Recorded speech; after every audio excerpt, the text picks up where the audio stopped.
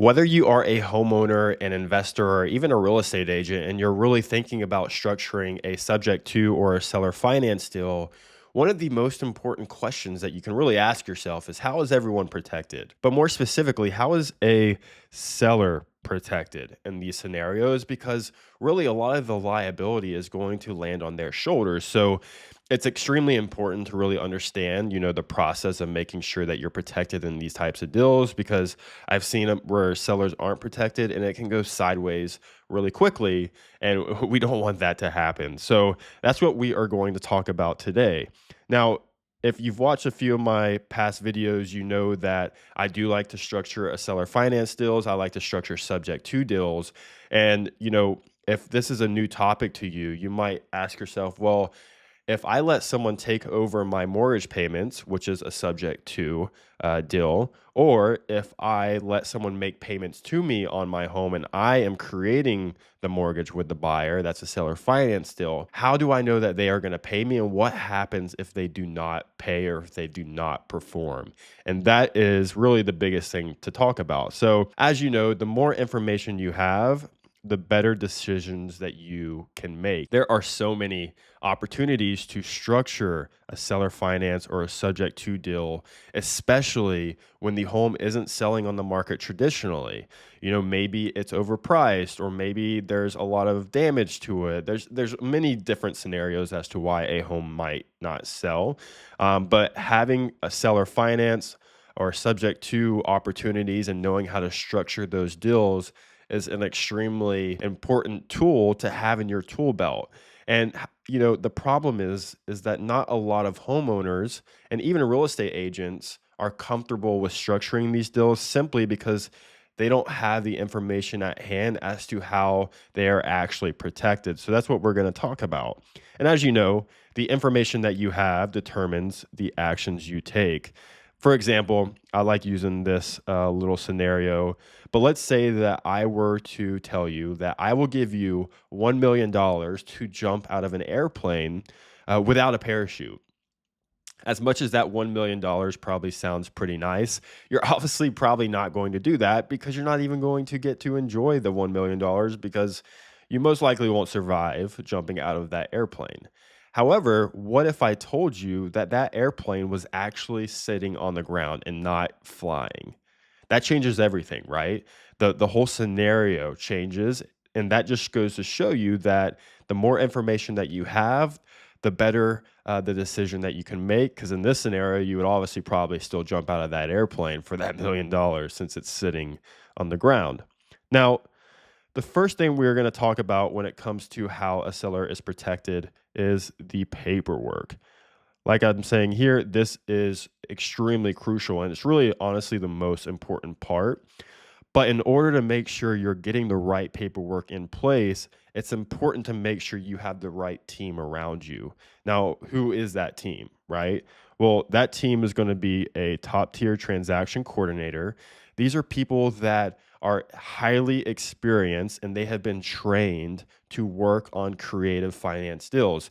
They know what paperwork needs to be put in place to make sure a seller is protected on a subject to deal. They know what paperwork needs to be put in place for a seller finance deal. And these are the kind of transaction coordinators that I work through.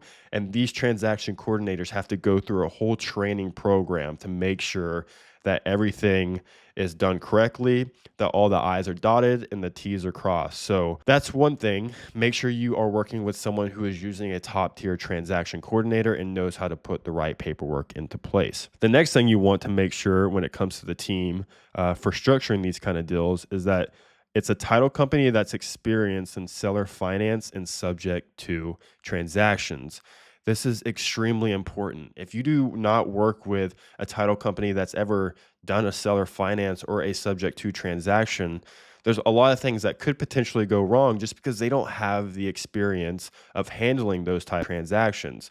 So it's very easy to find, seller finance and subject to deals are very prevalent nowadays with, especially with the higher interest rate environment that we've been in over the past couple of years, that most likely you will have a title company or know of a title company that knows how to work on these kind of deals. And obviously, there's a good chance too that whoever the investor is or the buyer that you're structuring these kind of deals with, if they do these kind of deals often, then they have title companies they go to that know this off the top of their head. But there is one new title company that actually recently started, Pace Morby started it, called Creative Title and Co. And they are specialized in doing subject to and seller finance deals. And they're currently in the process of getting licensed in all 50 states. So when that comes out, that's gonna be pretty cool. So how does it actually protect the seller though? Right? Obviously, making sure the paperwork's in place ensures the transaction is properly documented and that is held at title, which is extremely important. And make sure that the deed is transferred correctly because if you remember, even in a subject to transaction, the mortgage may stay in your name.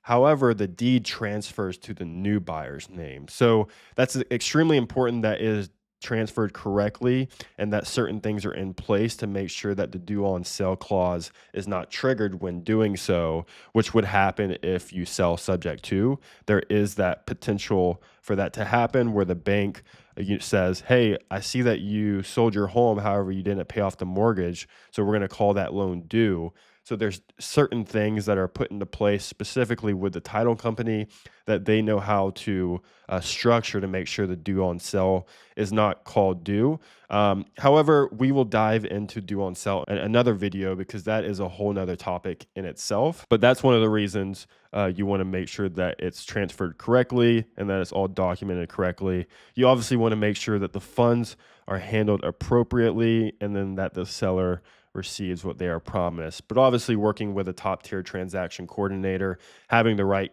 paperwork in place, as well as working with a title company that has experience in these transactions, this will make sure that all of this goes to plan. So, the biggest thing, though, to keep in mind when it comes to structuring one of these deals is in the paperwork, there will be a deed in lieu agreement.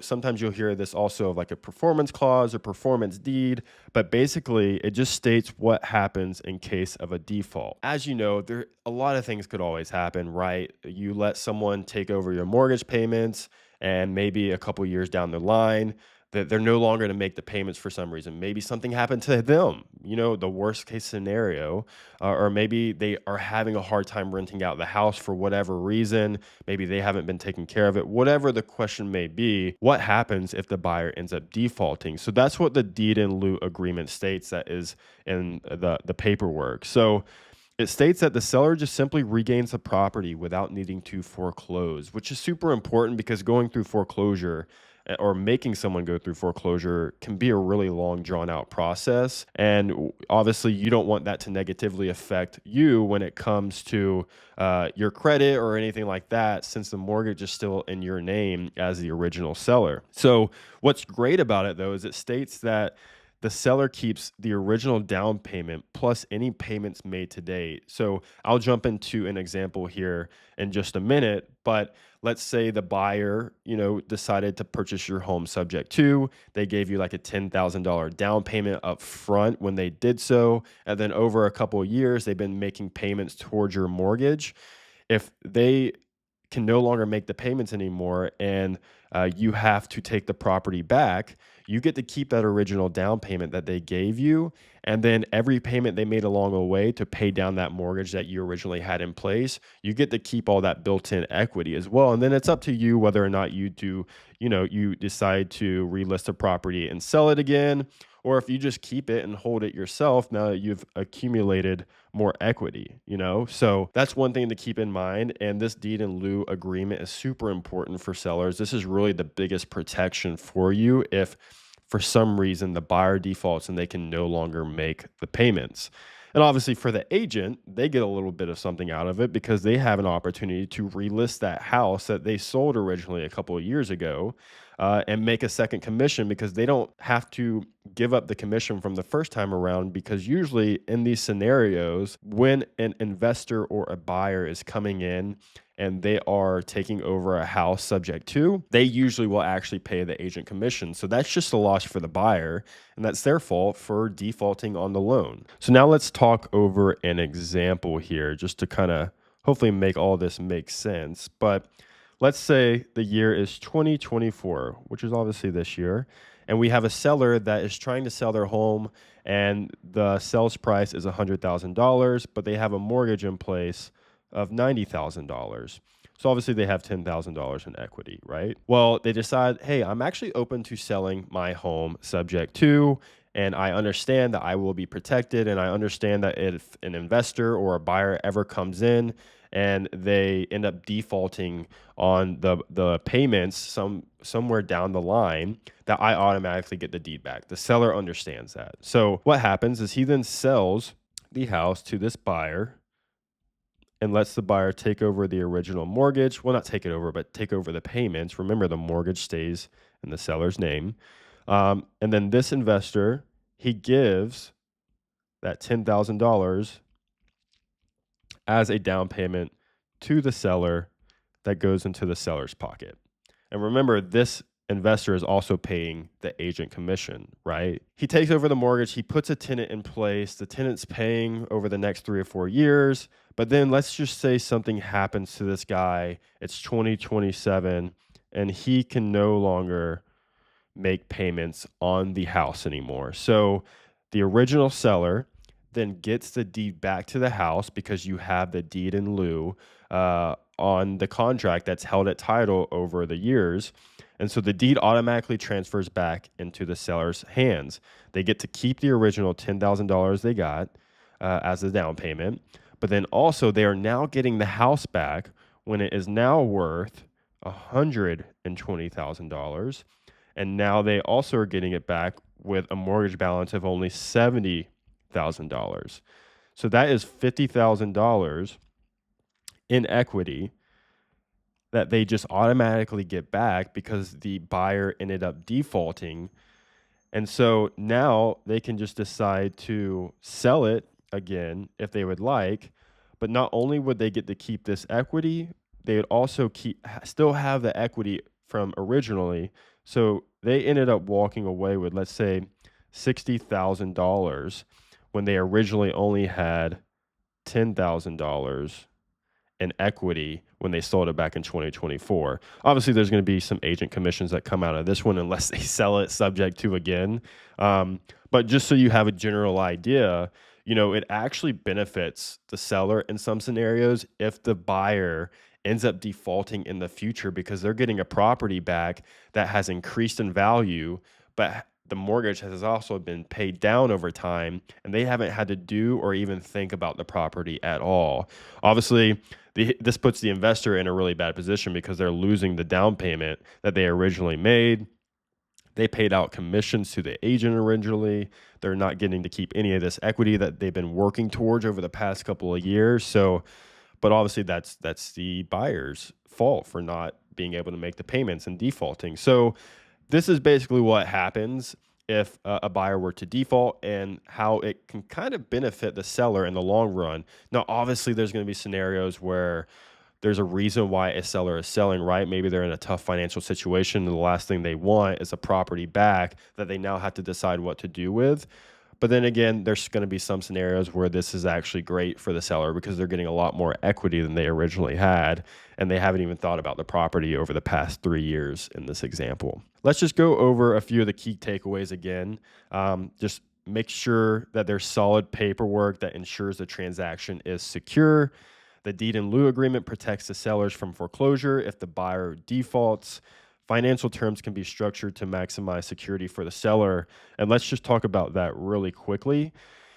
If even with the deed in lieu of foreclosure in place and everything else they see is protected, but they still are not feeling safe with doing this, one thing that they can ask for is just a much higher down payment so that if the buyer defaults, they still get to keep that down payment and then they are also receiving the property back. So it really just comes down to working with the buyer or the investor and structuring things in a way that the seller feels protected and where they feel most secure. But again, sellers can regain the property and any payments made if the buyer defaults. So if you have any questions, make sure you drop them in the comments. There's usually going to be some questions around this.